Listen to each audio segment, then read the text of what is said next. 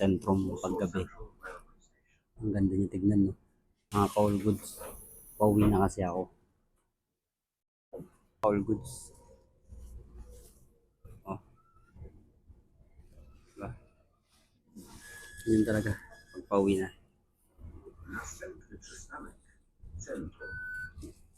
Ang ganda.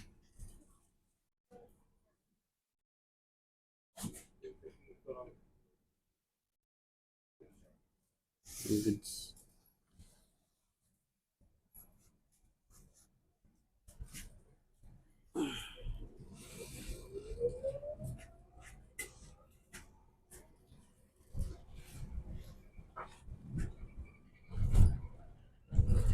Ito ang routine ko tuwing gabi. All goods. Ka-out ko lang kasi mga ka-all goods. Oh, 10:06 na. Kaya mga ka-all goods. Ilaw lang ng bus yung gamit ko eh. Mga ka-all goods. Sentrum. Kaya uwian na. Bukas, sakto day off ko. Mga ka-all goods. Samahan nyo akong gumala. Shit. Kala ko, naiwan na ako ng bus na isa. Tara, mga ka-all goods. Baba na tayo. Next station.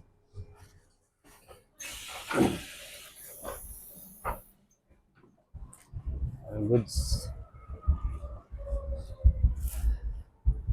5:07.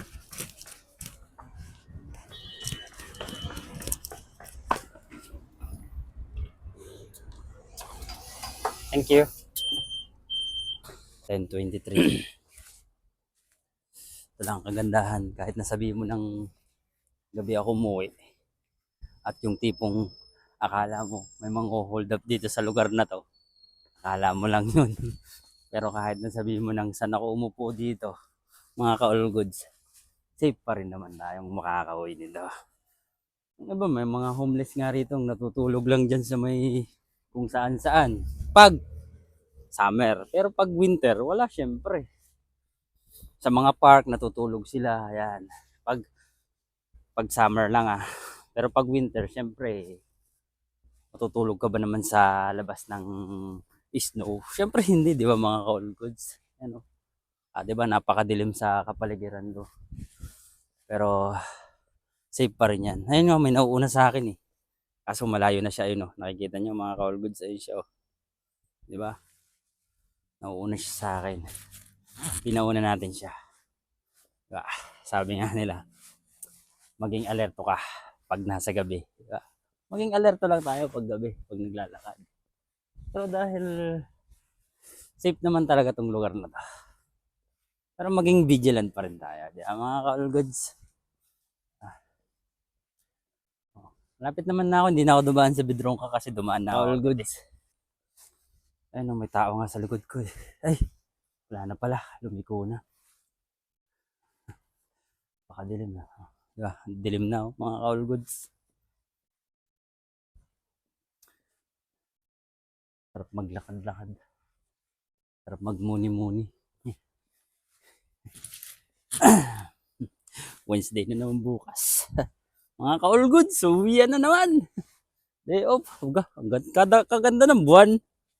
Ay mga ka-all goods, so, ganda ng buwan. Oh. Kung nakikita nyo lang, sana. Yung ano, di ba? Oh, dilim eh. Oh.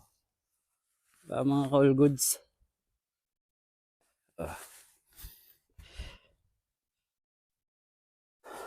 Uwian na eh. No.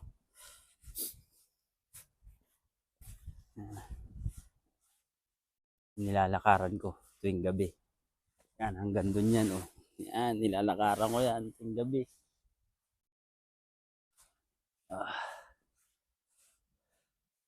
Tapos puro puno. Oo. Tipong nasa Pilipinas ka, akala may kapre. All goods, di ba? Ang dilim niya, no? Oo. Yan makikita mo. Yun yung nakikita ko ting gabi. Pag umuwi ako. Pakadilim mga ka-all goods, di ba?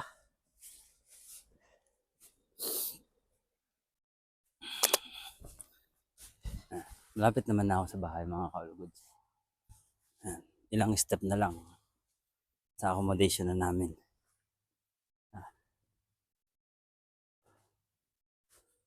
Makakapagpahinga na rin mga ka-all goods. After 1 week na trabaho, 2 days din off mga ka-all goods. All goods. Ito na ako sa accommodation namin. Itong building na to. Tara, let's na. Pasok na tayo. Mga ka-all goods. Hiningal ako dun. All goods. Tara mga ka-all goods.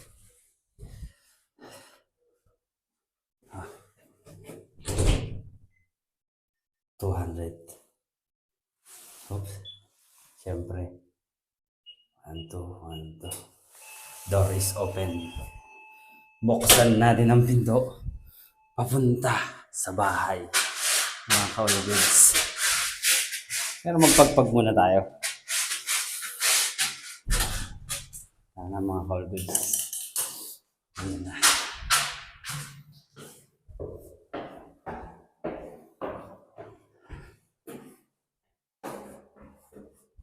Mamit ako sa labas. Wala naman mga ka-all goods, di ba? Tara na. Kuya tayo. Magpapahinga na tayo. Pero syempre, bawal mag-ingay sa kwarto. At bawal mag-ingay sa sala. Lalo na sa kusina. All goods. Kaya bawal mag-ingay. Natutulog na yung ka-roommate ko, si Rapi. Dito na ako sa bahay namin. Number 12. Mga ka-all goods. Hiningal ako dun Hiningal si Taba Ching-Ching. Mga ka-all goods. Ito na yung magic susi. Ang haba ng susi namin, mga ka-all goods. Diba? 2 door kasi to. Yung pinto namin. Pero yung isa, hindi gumagana. Itong main door lang yung gumagana. Soundproof kasi siya, mga ka-all goods. Patay na ilaw. Hindi naman. Gusto namatay. Saan natin ilaw? Eto na, mga ka-all goods. Diba? Ang laki ng susi. Ang haba ng susi. Kanya naman, kalahati ng mukha ko. All goods. Haba yan, mga ka-all goods. All goods. Kaya 2 door. Soundproof kasi yung kwarto, yung bahay namin, yung accommodation namin. Kaya kahit mag-ingay ka sa loob, hindi ka maririnig sa labas. Mga ka-all goods. Haba, kala mo espada eh. Ito na, mga ka-all goods.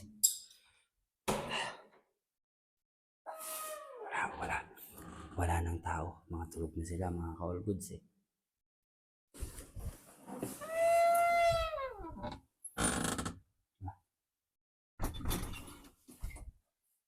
Ang creepy ng pinto namin, no? Ang ingay. All goods.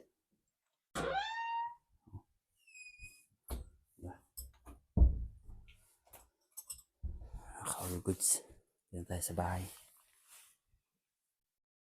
Ilaw.